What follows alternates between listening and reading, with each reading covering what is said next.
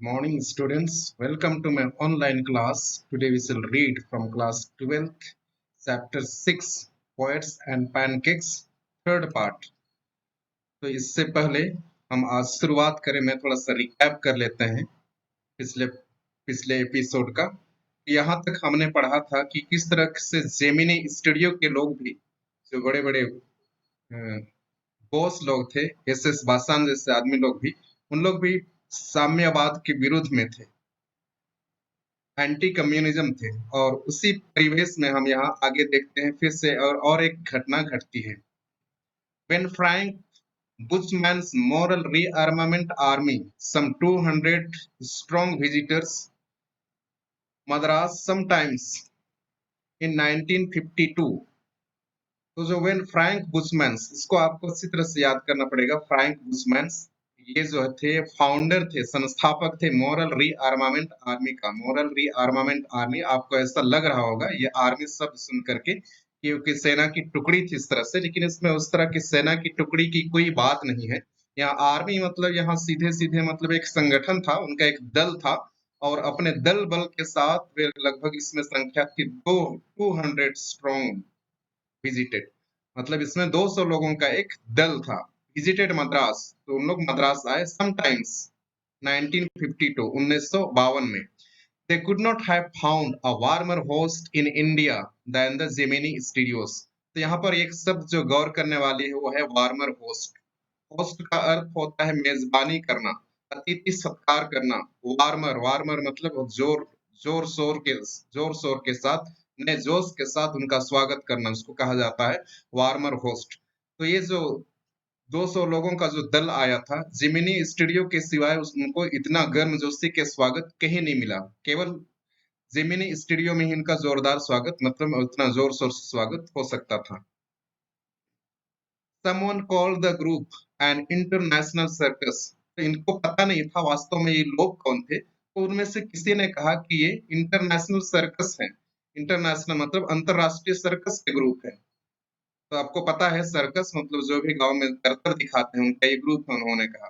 They weren't very good on the trapeze and their acquaintance with animals was only at the dinner table.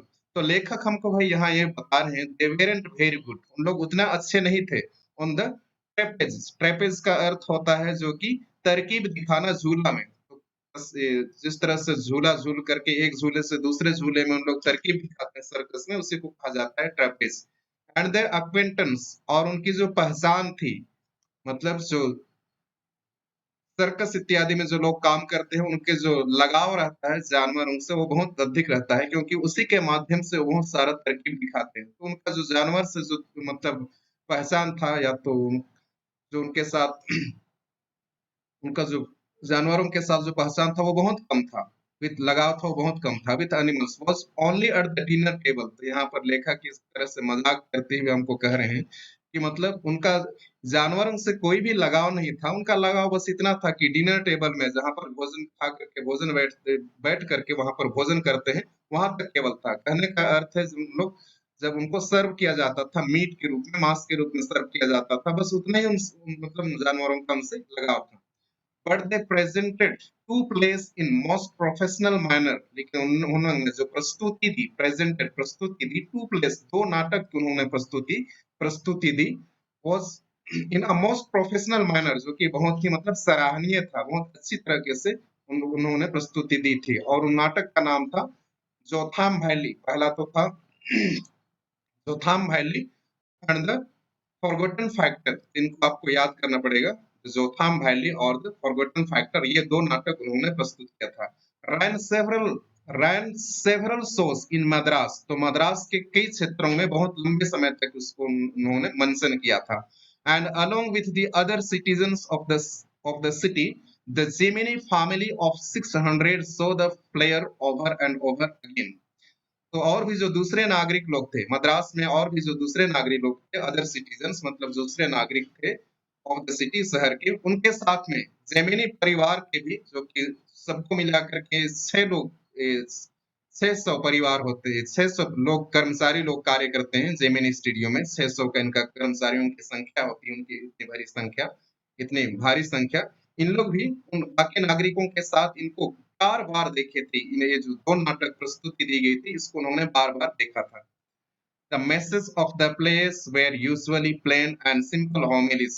तो ये जो message था, संदेश था, ये जो 2 नाटक का, वो बहुत ही साधारण, सिंपल और होमिलीज, यहाँ होमिली शब्द का अर्थ होता है प्रवचन या तो धर्म उपदेश।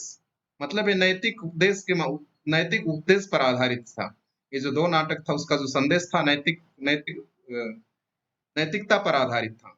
But the sets and costumes were first rate, लेकिन जो उसमें जो सेट्स था, स्टेज का जो श्रृंगार किया गया था और उनका जो परिधान था, कॉस्ट्यूम्स का अर्थ होता है परिधान, वेर फर्स्ट रेट, वो बहुत ही फर्स्ट पहले नंबर का था, 1 नंबर का था। Madras and the Tamil drama community were, जो तो मद्रास जो कि पुराना नाम है चेन्नई का, और जो भी मतलब वहाँ तमिल में जो जितने भी ड्रामा कम्युनिटी था, ड्रामा समुदाय था या वहाँ पर ये नाटक का मंचन किया जाता था, टेरिबली इम्प्रेस, तो उन लोग बहुत बुरी तरह से प्रभावित हुए। इम्प्रेस्ड का अर्थ होता है बुरी तरह से प्रभावित होना, टेरिबली का अर्थ है बुरी तरह से प्रभावित थे। एंड फॉर सम इयर्स, और कुछ वर्षों तक, ऑलमोस्ट ऑल तमिल प्लेस, लगभग सभी तमिल फिल्मों में हैड अ सीन, तो उनका एक सीन हुआ करता था, क्या का? सनराइज का और सनसेट का। तो सूर्योदय का और सूर्यास्त का सीन होना ही होना था, क्योंकि इन लोग ये जो एक मंडली आई थी 200 लोगों के समूह का, उन्होंने जो नाटक मंचन किया था उससे हम लोग बहुत अधिक प्रभावित हुए थे। In the manner of Jotham valley, मतलब जिस तरह से जोथाम वैली में दिखाया गया था, विद अ बेयर स्टेज, जहाँ पर जो स्टेज है वो खाली होता था, बेयर का अर्थ होता है खाली, a white background curtain and a tune played on the flute, और उसमें जो बैकग्राउंड होता था उसमें सफेद पर्दा लगा दिया जाता था, सफेद पर्दा, कर्टेन का अर्थ होता है पर्दा, एंड अ ट्यून, और एक ट्यून खेला जाता था, ट्यून बजाया जाता था, एक सुर बजाया जाता था, क्या से? बांसुरी से। फ्लूट का अर्थ होता है बांसुरी से, ट्यून बजाया जाता था। It was some years later that I learned that the MRA was a kind of counter movement to international communism. It was some years later, तो कुछ वर्ष बाद मैंने को जानकारी हुई, लेखक कहते हैं कि इससे कुछ वर्ष बाद ही मेरे को जानकारी हुई कि ये जो MRA मतलब moral rearmament army was a kind of counter movement, ये एक तरह का क्या था? काउंटर मूवमेंट था। काउंटर मतलब जो इंटरनेशनल कम्युनिज्म था उसके विरुद्ध में ये आंदोलन चलाया गया था, उसके विरुद्ध में। काउंटर का अर्थ है किसी चीज के विरुद्ध में ये मूवमेंट मतलब चलाया गया था, किसके विरुद्ध में? इंटरनेशनल कम्युनिज्म के विरुद्ध में, मतलब अंतरराष्ट्रीय साम्यवाद के विरुद्ध में ये मतलब क्या चलाया जा रहा था। मतलब उन लोग जो है कोई सर्कस वाले नहीं थे या कोई नाटक मंडली नहीं थी, लेकिन इन लोग का जो अपना जो मोटिव था, उद्देश्य था, वो यही था कि उन लोग इंटरनेशनल कम्युनिज्म के अगेंस्ट में थे और इसी के बारे में उन लोग लोगों को जागरूक करने आए हुए थे। And the big bosses of Madras like mister Vasan simply played into their hands, और यहाँ तक कि मद्रास के जो बड़े-बड़े लोग थे, जो बड़े-बड़े बॉस थे ऑफ मद्रास, जैसे कि मिस्टर वासन, सिंपली उनके हाथ का क्या बन गए? उन लोग खिलौना बन गए। कहने का अर्थ है, लेखक यही कहना चाह रहा है, क्योंकि इन लोगों को मतलब उनके फायदे के लिए काम करवाया गया, मतलब एक तरह से मतलब इन लोग काम किए उनके लिए, मतलब इनको बेवकूफ बनाया गया। I am not sure however, फिर भी लेखक अपनी बात पर ये मतलब श्योरिटी निश्चित पर डाउट करते हुए कहते हैं कि मुझे फिर भी संदेह है that this was indeed the case, कि यही केस था उनके साथ। For the unchangeable aspects of these big bosses and their enterprises remain the same, क्योंकि ये जो बड़े-बड़े लोग थे, उनका जो व्यवहार में किसी भी तरह का परिवर्तन नहीं हुआ। और अनचेंजेबल मतलब किसी भी तरह का परिवर्तन नहीं हुआ इन बड़े-बड़े लोगों के जीवन जीवन में, उनके व्यवहार में। Aspects of this big bosses and their enterprises remain the same, और उनका जो उद्योग या उनका व्यवसाय कह सकते हैं वो मतलब रिमेन द सेम, ना तो उसको कुछ फायदा हुआ ना कुछ हानि हुआ। आमेर एमआरए और नो एमआरए, मतलब मोरल रीआर्मामेंट आर्मी और नो मोरल रीआर्मामेंट आर्मी, उससे इनको किसी भी तरह का फर्क नहीं पड़ा। इंटरनेशनल कम्युनिज्म और नो इंटरनेशनल कम्युनिज्म, चाहे अंतरराष्ट्रीय साम्यवाद हो या तो अंतरराष्ट्रीय साम्यवाद न हो, इससे उनके व्यवसाय में या तो उनके कार्यों में, उनके व्यवहार में किसी भी तरह का फर्क देखने को महसूस नहीं हुआ। फर्क देखना मतलब कुछ भी फर्क नहीं पड़ा।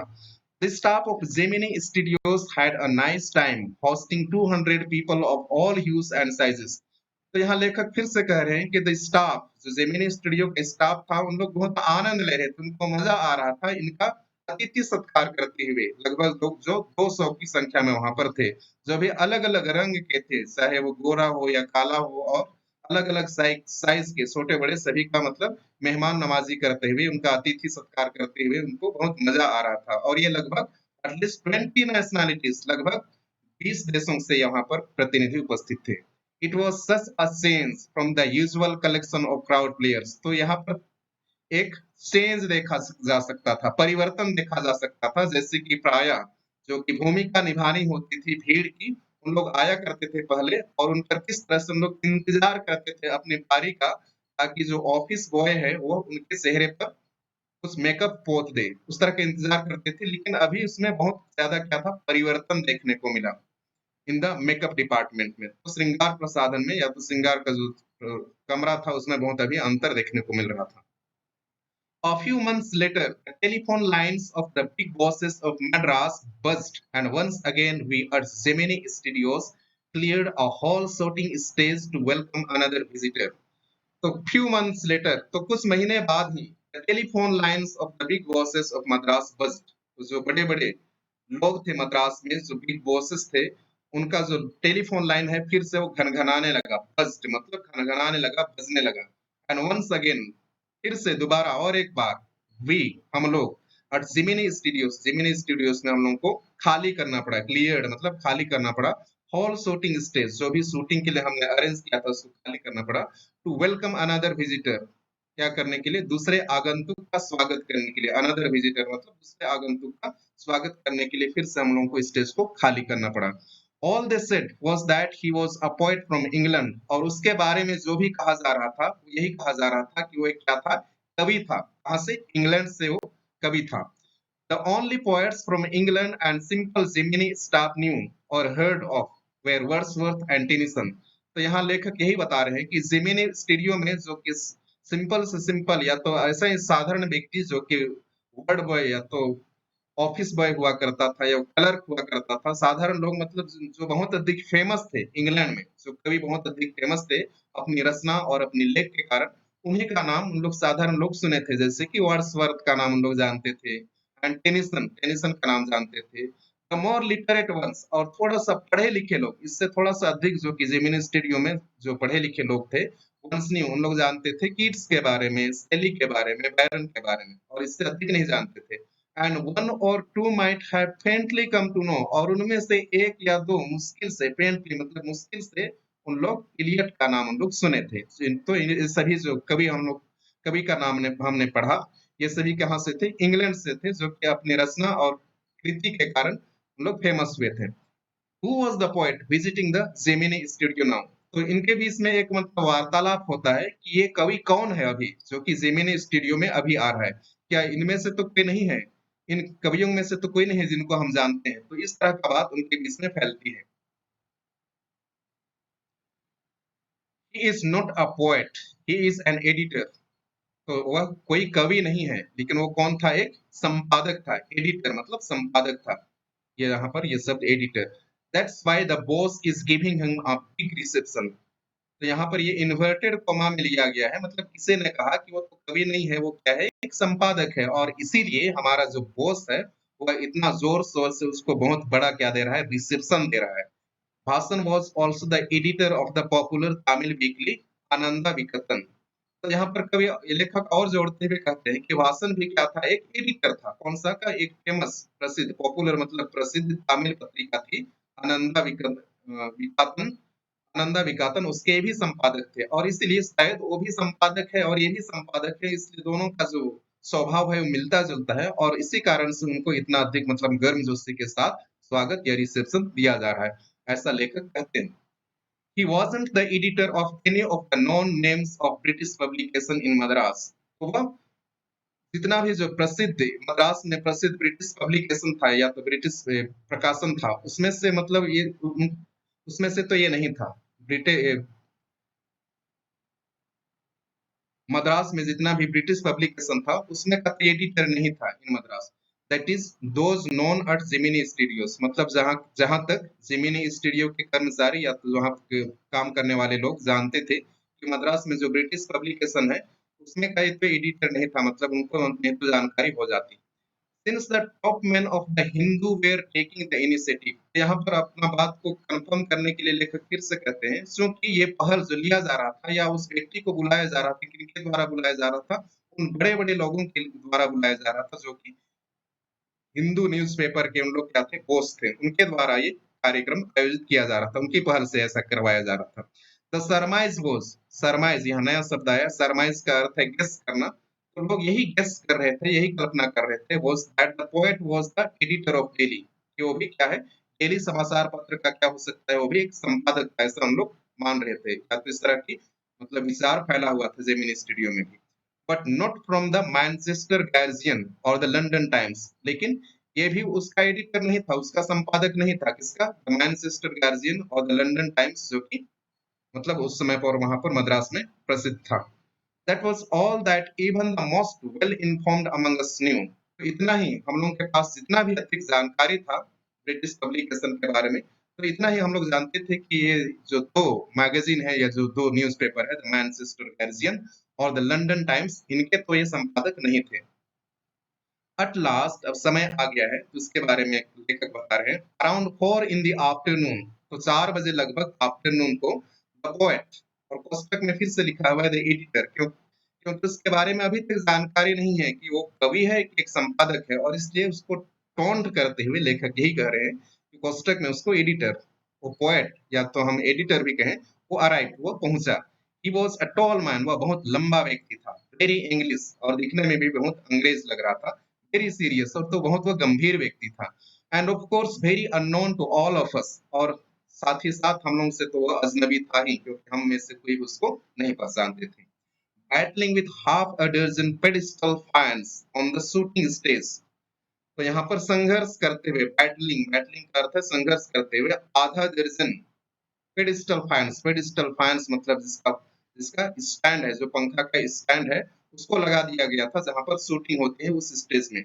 और जो जेमिनी स्टूडियो के जो बॉस हैं एस एस वासन, वो कुछ उसको परिचय दे रहे थे, वहां उसको इंट्रोडक्शन दे रहे थे। बॉस रेड मतलब देखो यहाँ boss red out a long speech, मतलब वहां उनको इंट्रोडक्शन करवाए, और उसी के साथ साथ वो थोड़ा छोटा बहुत क्या भाषण भी दिए, लेकिन यहाँ लॉन्ग स्पीच मतलब लंबा भाषण दिए, क्योंकि पंखे के कारण उसको और हवा चल रही थी, और जिस कारण से वो ठीक से बोल भी नहीं पा रहे थे, और संघर्ष करते उन्होंने लंबा चौड़ा भाषण दिया।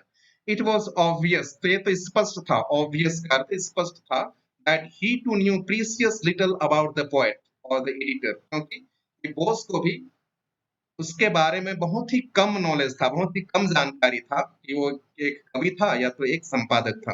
The speech was all in the most general terms, और उसका जो भाषण था एस एस भाषण का, वो मतलब साधारण ही था, general terms, but there are but here and there it was peppered with words like freedom and democracy, लेकिन यहाँ वहां छिड़का जा रहा था, पेपर्ड, पेपर्ड मतलब मसाला को जहाँ पर छिड़का जाता है, उसी तरह से यहाँ पर शब्दों को मतलब छिड़का के उनका भाषण में यहाँ वहां पर कुछ शब्द दिखाई दे रहे थे, वर्ड्स लाइक फ्रीडम, आजादी, या तो डेमोक्रेसी, प्रजातंत्र, ये शब्द उसने अपने भाषण में प्रयोग किए थे।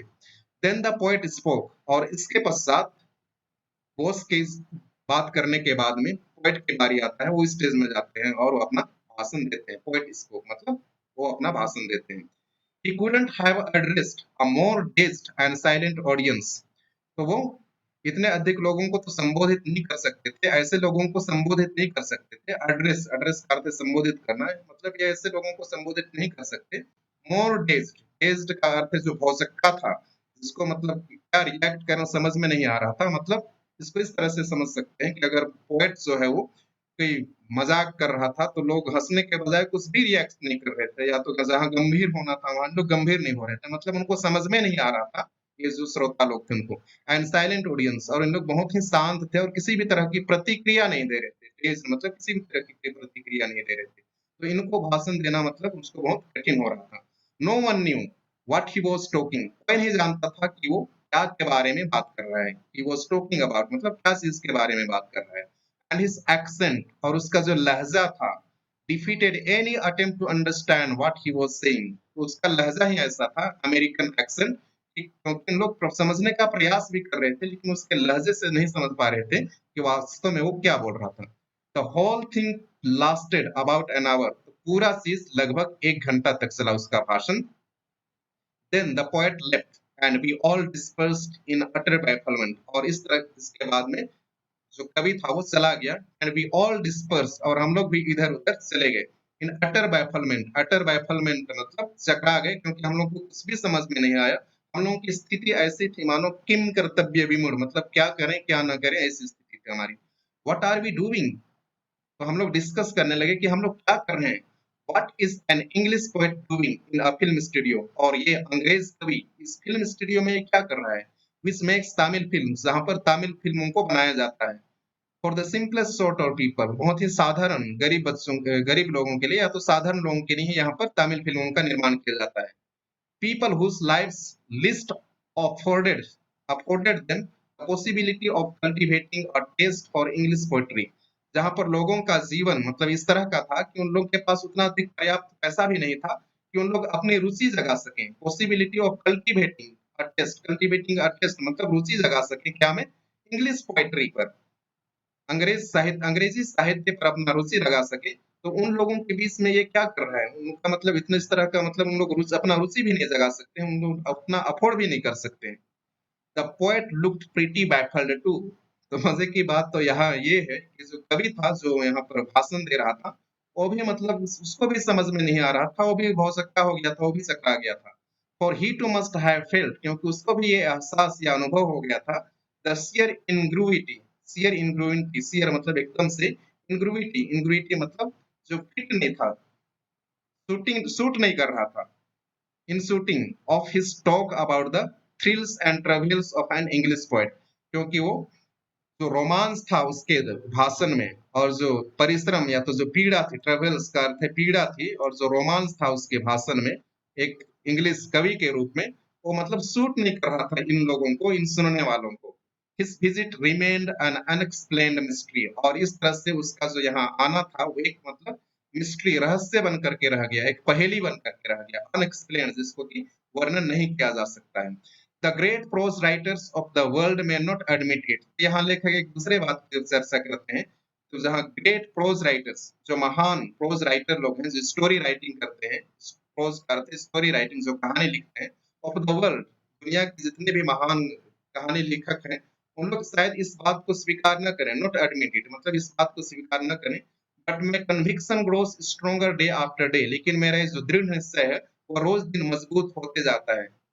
that prose writing is not and cannot be the true pursuit of genius। तो मेरा जो दृढ़ विश्वास है वो रोज दिन मजबूत होते जाता है। क्या फिर मजबूत होते जाता है कि जो कहानी लिखने का जो वश है, कहानी प्रोज राइटिंग इज नॉट, क्योंकि प्रोज राइटिंग क्या है?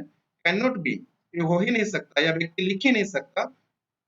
True pursuit of a genius मतलब जो कि होशियार व्यक्ति है, जो प्रतिभाशाली व्यक्ति है, उसका काम तो ये हो ही नहीं सकता। परसूट मतलब यहाँ काम से है, व्यवसाय से है, तो उसका ये व्यवसाय हो ही नहीं सकता। जो प्रतिभाशाली व्यक्ति है या होनहार व्यक्ति है, वो तो प्रोज या तो कहानी लिख ही नहीं सकता, बोलता है लेखक। भले ही बाकी लोग एडमिट करें या न करें, लेकिन मेरा एक दृढ़ विश्वास से बोलता है। It is for the patient, ये प्रोज राइटिंग किनके लिए है? जो धैर्यवान व्यक्ति हैं उनके लिए। पेशेंट, परसिस्टेंट, परसिस्टेंट का अर्थ है मतलब अपने कार्य में लगातार बने रहना, अपने कार्य को करते रहना, चाहे अपनी फेलियर, असफलता के बावजूद भी, कितनी भी समस्या आए उसके बावजूद भी अपने काम में अडिग रहना, उसको कहा जाता है परसिस्टेंट। परसिवियरिंग, परसिवियरिंग मतलब उस कार्य को जारी रखना, चाहे कितना भी समस्या आ जाए, चाहे असफल ही क्यों ना हो जाओ, लेकिन उस कार्य को छोड़ता नहीं है, त्यागता नहीं है, लेकिन उसको जारी रखता है। ड्रज, ड्रज का अर्थ होता है कोल्हू, या तो यहाँ स्लेव कर सकते हैं, दासी बोल सकते हैं। विथ अ हार्ट सो श्रंकन, और जिसका हृदय बहुत सिकुड़ा हुआ है। श्रंकन, श्रंकन का अर्थ होता है सिकुड़ा हुआ है, संकुचित हो गया है। That nothing can break it, और जिसको कि कोई भी तोड़ नहीं सकता है। तो लेखक का यही कहना है कि प्रोज राइटिंग के होनहार व्यक्ति का बस की बात नहीं है, केवल वही लोग लिख सकते हैं जो कि धैर्यवान होते हैं, और जो कि किसी भी तरह का मतलब असफलता होने के बावजूद भी अपने काम में वो बने रहते हैं और उसको छोड़ते नहीं है, और एक दास के रूप में या तो कोल्हू की तरह ही, एक स्लेव की तरह उसमें लगे रहते हैं। और जिसका हृदय इतना मतलब छोटा हो गया है, इतना सिकुड़ गया है, जो कि और अभी टूट नहीं सकता है। Rejection slips don't mean a thing to him. तो रिजेक्शन किसी भी तरह का अस्वीकृति या तो रिजेक्शन, मान लो वो अपना लेख लिख करके भेज देता है किसी को, और जो सामने वाला है उसको अस्वीकार कर देता है। इसके बावजूद उसके लिए कुछ मायने नहीं रखता है वो, मतलब उससे वो घबराता नहीं है। Think to him, he at once sets about making a fresh copy, तो लेकिन वो फिर से वहां पर वो त्याग नहीं देता है, लेकिन फिर से वो नया कॉपी बना लेता है। स्टोरी राइटिंग का एक नया कॉपी बना लेता है, fresh copy of the long prose piece, और एक लंबा चौड़ा फिर से स्टोरी लिख लेता है, and sends it on another editor, और उसको फिर दूसरे संपादक के पास भेज देता है। Enclosing postage for the return, और उसमें मजे की बात यह है कि उसमें वो एक लिफाफा में टिकट चिपका करके डाल देता है, ताकि जो सामने वाले को, मतलब जो एडिटर है, उसको अगर पसंद ना आए तो उस मानुस्क्रिप्ट को वो फेंके नहीं, लेकिन उसको वो वापस लौटा दे। मानुस्क्रिप्ट का अर्थ होता है पांडुलिपि या हाथ के द्वारा लिखा गया, जिसको कहा जाता है मानुस्क्रिप्ट।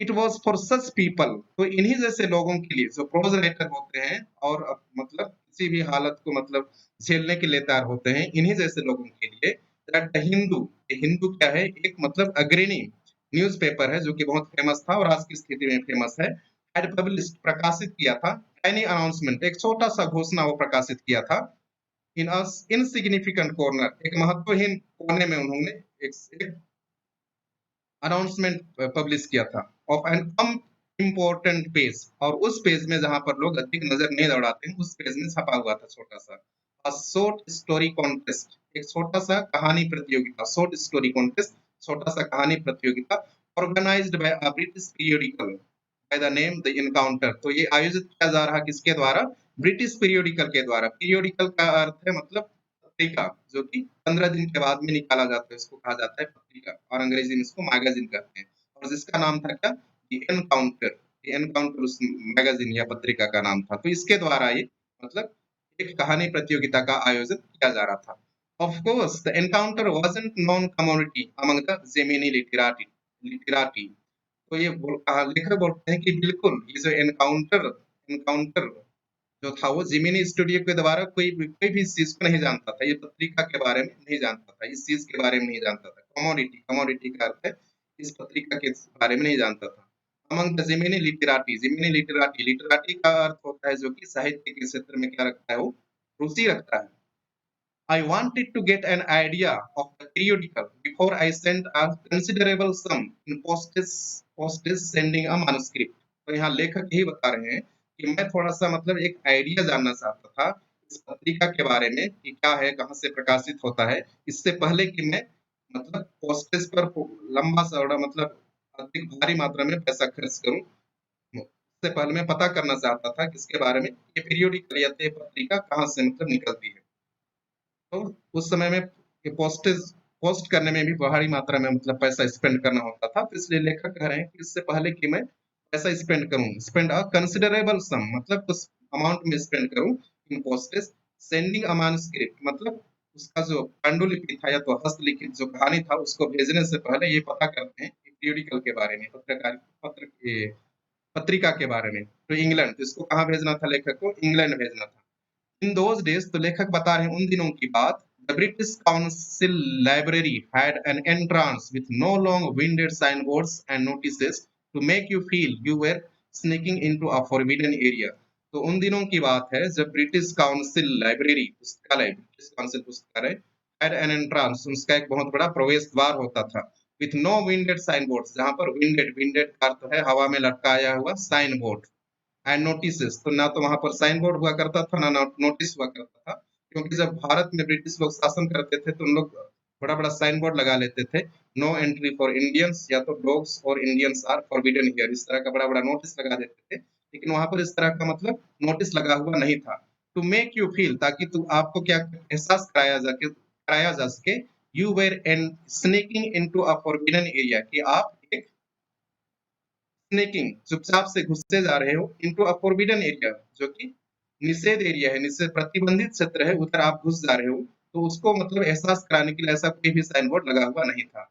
And there were copies of the Encounter lying about, और तो वहां पर ये पुस्तकालय में जाता है, वहां देखता है बहुत सारा कॉपी इधर उधर पड़ा हुआ था, लाइंग अबाउट मतलब इधर उधर पड़ा हुआ था, इन वेरियस डिग्रीज, अलग अलग बंडल में, ऑफ फ्रेशनेस, और सब सब बहुत फ्रेश था, उसको स्पर्श नहीं किया गया था, खोला नहीं गया था, ऑलमोस्ट अनटच्ड बाय रीडर्स, मतलब उसको पढ़ने वाले भी अभी तक उसको खोले नहीं थे या तो उसको स्पर्श नहीं किए थे, जिसके कारण से ये नया ही दिखाई दे रहा था।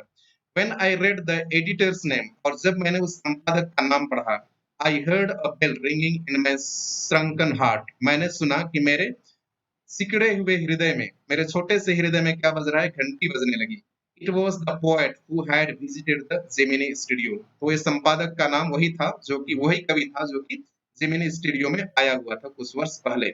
I felt like I had found a long lost brother. तो मेरे को ऐसे एहसास होने लगा जैसे कि मैंने बहुत पुराना बिछड़ा हुआ भाई को मैंने पा लिया है।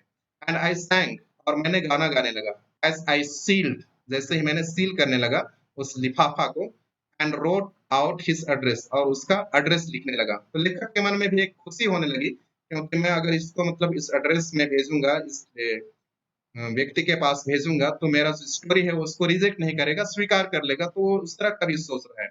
आई फेल्ट, और लेखक को भी एहसास हुआ that he too would be singing the same song at the same time. तो लेखक को भी ऐसा लग रहा है कि वह व्यक्ति भी ठीक उसी समय भी यही गाना वो भी गा रहा होगा। तो अभी ये फिल्मी स्टाइल में बात कर रहा है, क्योंकि लेखक भी कहाँ काम करता है, पोएट्स एंड पैनकेक्स, तो जेमिनी स्टूडियो में काम करता है। तो अधिकतर जो रहते हैं उसी भाषा में, उन लोग की भाषा शैली भी एक फिल्म की तरह की होती है। तो long lost brothers of Indian films, तो इंडियन फिल्म के बारे में बताया जा रहा है कि किस तरह से इंडियन फिल्म में दिखाया जाता है कि जो बहुत लंबे समय से बिछड़े होते हैं भारतीय फिल्म में, डिस्कवर ईच अदर, एक दूसरे को उन लोग ढूंढ लेते हैं by singing the same song, एक ही गाना को गाते हुए एक दूसरे को उन लोग ढूंढ लेते हैं। इन द फर्स्ट रील, पहले मतलब फिल्म के शुरुआत में ही, and in the final reel of the film, और शुरुआत के अंत में भी उसी गाना को मतलब गाते हुए हम लोग एक दूसरे को पास आ जाते हैं। तो Stephen Stephen Spender, Stephen that was his name. तो यहाँ नाम बताया जा रहा है, इस बंदे का नाम क्या था, स्टेफन स्पेंडर। तो लेखक यही कह रहा है कि जब अभी तो मैं क्या कर रहा हूँ, लिफाफा को मैं बंद कर रहा हूँ, सील कर रहा हूँ, तो मैं शुरुआत में गाना गा रहा हूँ, और जब उसका ये जो स्टोरी है वो अप्रूव हो जाएगा, उसको स्वीकार कर लेगा ये स्टेफन स्पेंडर, तो उस समय मानो मतलब उन लोग फिर से बिछड़े भाई आपस में क्या कर लिए, मिल गए। इस तरह का उनको मतलब फिल्म की तरह उनके क्या हो जाएगा, एक सुखद अंत हो जाएगा। इस तरह से लेखक कल्पना करते हैं। एंड ईयर्स लेटर, लेकिन इसके बाद तक हमको पता नहीं है, लेखक का शायद अस्वीकार हो गया होगा उसका जो स्टोरी उन्होंने लिखा था, लेकिन उनके बहुत वर्ष के बाद के बारे में उन्होंने बताते हैं हम लोग को। एंड ईयर्स लेटर मतलब कई वर्ष बाद, when I was out of Gemini studios, जब मैं जेमिनी स्टूडियो से मैं काम वहां पर मतलब उसको छोड़ चुका था, मैं बाहर आ गया था।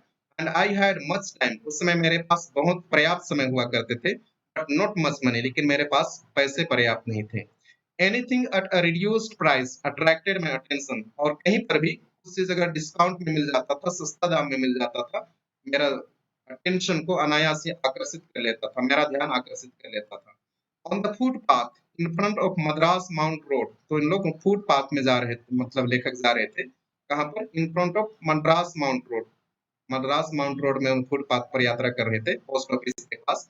There was a pile of brand new books, वहां पर पाइल, पाइल का अर्थ है ढेर था, ब्रांड न्यू बुक एकदम नया नया पुस्तक का ढेर था, और 50 पैसे ईच, और उसका प्रत्येक पुस्तक का दाम कितना था, 50 पैसे। Actually they were copies of the same book, और वो सही पुस्तक का मतलब अलग अलग कॉपी था। Actually they were copies of the same book, मतलब सेम पुस्तक को मतलब कई, एक ही पुस्तक का उतना अधिक ढेर था। An elegant paper bag, elegant, elegant मतलब बहुत ही stylish. Paper bag, paper bag मतलब पेपर का थोड़ा सा मतलब ये पुट्ठा की तरह, पुट्ठा का प्रयोग नहीं किया गया क्योंकि पुट्ठा का प्रयोग करने से और दिक्कत हो सकता था और बुक हेवी हो सकता था, लेकिन यहाँ पेपर भी थोड़ा सा मोटा है, उसको उसका कवर बनाया हुआ है, paper bag of American origin, जो कि अमेरिका से आया हुआ था, मतलब इसका ओरिजिन कहाँ हुआ था, अमेरिका में हुआ था। Special low price student edition, और ये पुस्तक मतलब स्पेशल मतलब किसके लिए लिखा हुआ था, विद्यार्थियों के लिए लिखा हुआ था, कम दामों में ये पुस्तक उनके लिए उपलब्ध था। क्या के अवसर पर, in connection with the 50th anniversary of the Russian revolution. तो रशियन रिवॉल्यूशन, रूस का जो क्रांति हुआ था, कभी क्रांति हुआ था रूस के साथ, उसका उन लोग 50वीं सालगिरह मना रहे थे, 50वीं वर्षगांठ मना रहे थे, उसके उपलक्ष्य में उन्होंने एक डिस्काउंट रखा था, एक पुस्तक जारी किया था, एडिशन, स्टूडेंट एडिशन, और उन बहुत ही कम दामों में मिल रहा था। आई पेड 50 पैसे and picked up a copy of the book, तो मैंने 50 पैसे पे किया और एक कॉपी मैं उठा लिया, और उसका उस बुक का टाइटल देखो क्या लिखा हुआ है, द गॉड दैट फेल्ड। यहाँ समझने वाली बात है, ये गॉड दैट फेल्ड मतलब क्यों ऐसा शीर्षक रखा गया है, द गॉड दैट फेल्ड मतलब भगवान जो कि असफल हो गया। तो ये भगवान जो हम मानते हैं वो भगवान तो कभी असफल नहीं हो सकता है। लेकिन यहाँ इस टाइटल से हमको हमको समझना पड़ेगा कि ये भगवान किसके लिए शब्द का प्रयोग किया गया है।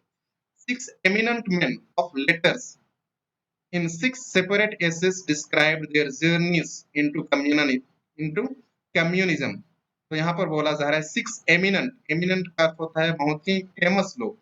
6 eminent बहुत ही फेमस लेखक, मेन ऑफ लेटर्स मतलब यहाँ मेन ऑफ लेटर्स का प्रयोग लेखकों के लिए कहा गया है।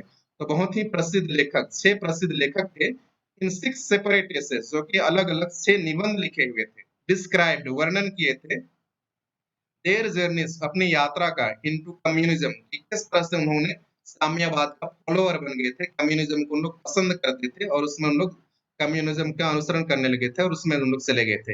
एंड देयर डिसइल्यूजन रिटर्न्ड, और किस तरह से उन लोग डिसइल्यूजन हताश निराश होकर के वहां से वापस लौटते हैं, इसका वर्णन किया गया था। तो यहाँ पर दिया हुआ है जो लेखक, 6 लेखक थे, उनका नाम Andre Gide, Richard Wright, Ignazio Silone, Arthur Koestler, Louis Fischer and Stephen Spender. आखिरी में वही है जो कि जेमिनी स्टूडियो में मतलब एक पोएट बनकर, कवि बनकर के आया हुआ था, स्टेफन स्पेंडर। यहाँ आश्चर्य होता है, किसको? लेखक को आश्चर्य होता है, और इसलिए यहाँ पर एक्सक्लामेटरी चिन्ह का प्रयोग किया गया। Suddenly the book assumed tremendous important, tremendous significance. तो अचानक से इस पुस्तक का महत्व लेखक के लिए बढ़ गया। क्यों बढ़ गया? क्योंकि वहां पर वो देखता है कि इसका नाम स्टेफन स्पेंडर का नाम देखता है, वही व्यक्ति, वही कवि जो कि यहाँ पर आया हुआ था, जेमिनी स्टूडियो में आया हुआ था, और इसलिए इस पुस्तक का जो वैल्यू था वो बढ़ गया। स्टीफन स्पेंडर, तो फिर से बोलता है Stephen Spender the poet who had visited Gemini Studios, और वही कवि है जो कि जेमिनी स्टूडियो में क्या हुआ था, आया हुआ था। In a moment, I felt a dark chamber of my mind lit up by hazy illumination। तो कुछ ही क्षण में मेरे को लगा कि मेरे दिमाग के अंदर जो एक अंधकार कोना में जो अंधकार सा लगा हुआ था, लिट अप मतलब प्रज्वलित हो गया, हेजी इल्यूमिनेशन, अस्पष्ट रूप से वो प्रज्वलित हो गया, अस्पष्ट दीप जल गई वहां। तो उसको लेखक को इस तरह से लगा, मतलब वो मतलब पहले जो वो किसी चीज का मानो उसको याद आ गया। The reaction to Stephen Spender at Gemini Studios was no longer a mystery। तो वह प्रतिक्रिया जो उस समय वो समझ नहीं पाया था जेमिनी स्टूडियो में कि क्यों आया था वो, ये जो स्टेफन स्पेंडर, और वो क्या कह रहा था उसमें कुछ भी समझ में नहीं आया था, और एक पहेली बन करके रह गया था उसमें। लेकिन अभी वो मिस्ट्री नहीं रह गया था, वो रहस्य नहीं रह गया था। अभी लेखक को समझ में आता है कि ये क्यों मतलब जेमिनी स्टूडियो में ये आया हुआ था। The boss of the Gemini Studios may not have much to do with Spender's poetry। तो इसी सिलसिले में वह कहता है कि जो हमारे बॉस थे जेमिनी स्टूडियो का, और जो भी बड़े बड़े लोग थे जिन्होंने इसको बुलाया था, उनको उसके साहित्य से कुछ कुछ मतलब नहीं था। स्पेंडर्स के जो पोइट्री था, उसका कविता था या उसके साहित्य से उनको कोई मतलब नहीं था। But not with his God that failed, लेकिन उससे उससे उनका मतलब था क्या? God that failed. तो यहाँ गॉड दैट फेल्ड मतलब साम्यवाद, जैसे कि मैंने पिछले वीडियो में भी कहा था कि जो कम्युनिज्म होता है एक ऐसा शासन पद्धति है जिसमें जितने भी जो धनी लोग होते हैं, रिच लोग होते हैं, उनसे उस पैसा को ले लिया जाता है शासन के द्वारा, और उन गरीबों में बांट दिया जाता है। तो इस तरह से मतलब ये क्या करता है, जितने भी जिनके में योग्यता है, क्षमता है, और अधिक पैसा हम लोग कमा सकते हैं, एक तरह से उन लोग क्या हो जाते हैं, हताश निराश हो जाते हैं, और उनके पास जो योग्यता क्षमता है उसका सही तरीके से उन लोग प्रयोग नहीं करते हैं, क्योंकि उनको पता है कि अधिक पैसा हम लोग कमाएंगे तो सरकार उनके पैसा को लेकर के गरीबों में बांट देगी। लेकिन सरकार भी ऐसा नहीं करती थी, बहुत सारा पैसा उनसे जमा कर लेती थी, और वह अपने ऐश आराम के लिए उस पैसे को खर्च करती थी, और उस तरह से भ्रष्टाचार होता था। तो यहाँ पर भी हम देखते हैं तो बहुत सारे लेखक जो शुरुआत में उनको अच्छा लगा कम्युनिज्म, उसमें चले गए थे, तो उन लोग अपना कम्युनिज्म को अपना भगवान मान बैठे थे, एक भगवान की तरफ उसकी पूजा करते थे, अनुसरण करते थे। लेकिन बाद में पता चला कि वो भगवान जो है वो उस तरह का नहीं है, कई तरह से अत्याचार होता है, और वो भगवान ही जो कम्युनिज्म उनके लिए क्या हो गया, फेल हो गया, मतलब सफलता उनको नहीं मिला, और वहां से वो हताश निराश होकर के वापस लौटते हैं। और यहाँ पर इसलिए इसको बुलाया गया था जेमिनी स्टूडियो में, क्योंकि यहाँ जो बड़े बड़े जो बॉस थे, जिस तरह से जेमिनी स्टूडियो का बॉस था, और जो हिंदू इत्यादि के जो बड़े बड़े बॉस थे, उनको भी पता था कि उन लोग क्या है, रिच लोग हैं, उनके पास पर्याप्त पैसा है, और उन लोग यही चाहते थे कि वो आए और कम्युनिज्म के बारे में जेमिनी स्टूडियो में जो लोग हैं और ये आसपास में जितने भी लोग हैं, कम से कम उनको अपनी कहानी के माध्यम से कम्युनिज्म के बारे में कुछ बताए कि ये मतलब कितना घातक है, अच्छा नहीं है, और इसीलिए इसको जेमिनी स्टूडियो में वास्तव में बुलाया गया था। मतलब लेखक ये जो हासन है, एस.एस. वासन उसका जो बॉस है उसको पता था और इसीलिए वो बताया यहाँ पर बुलाया गया था ताकि वहाँ पर आकर के वो स्टूडियो में आकर के मतलब सभी लोगों को अपना भाषण दे और अपनी भाषण में वो क्या करे, लोगों को जागरूक करे कि कम्युनिज्म जैसा दिखाई देता है उस तरह का नहीं है, क्योंकि अधिकतर लोग इसके विरोध में थे, एंटी कम्युनिज्म थे।